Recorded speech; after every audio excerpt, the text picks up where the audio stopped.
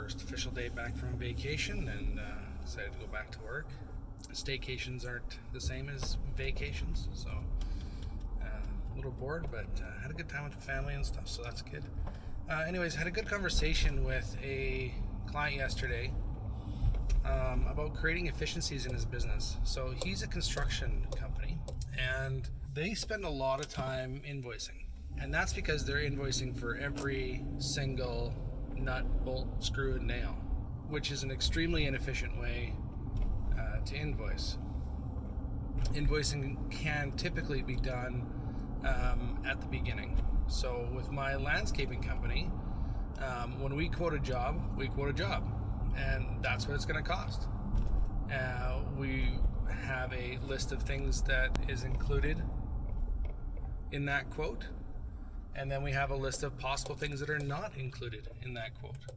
And when those things that are not included in that quote come up, we make sure to tell our customer that the quote that we originally gave them is going to change based on these parameters. And since we started doing that, I want to say it was 3-4 years ago, our landscaping company has been more successful than ever.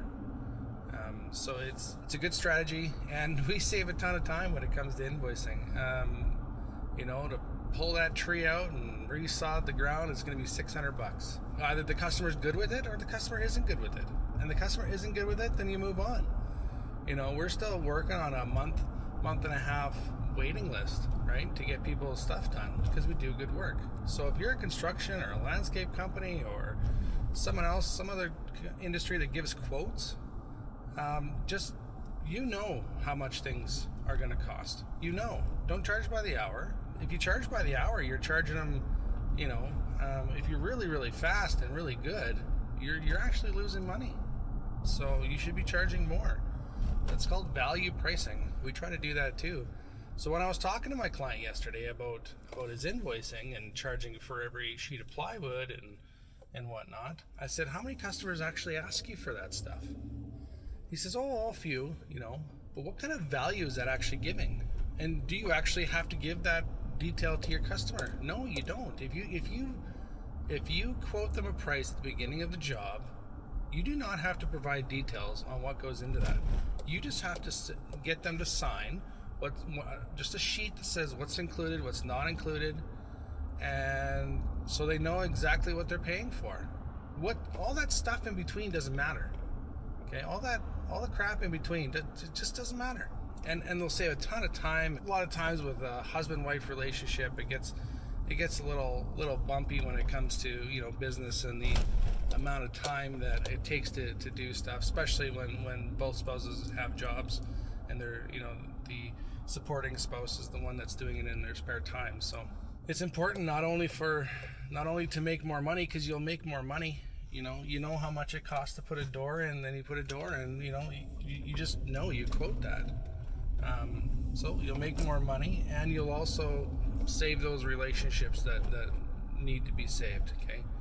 There's no reason why you should be spending a majority of your time being pushed back by invoicing when you could be out there earning more money, okay?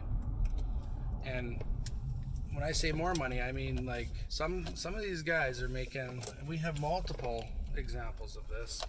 Some of these guys are making $20,000-$30,000 a year and working their butts off, and it's awful. They're working 10-12 hour days. They're working 5-6 days a week, and sometimes the subcontractors that they're hiring are making more money than they are, and that is not the way to operate your business. You're in business to make money.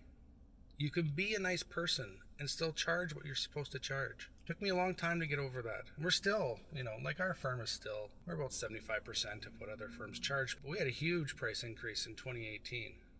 We used to be 40 to 50% of what our peers charge. So it's important. It's important to make sure you're charging enough, and it's important to make sure that you can go home at the end of the day knowing that you made some money that day and that you're chugging ahead. So that's part of taking care of yourself, and that also takes care of your family and sometimes your friends. Be well.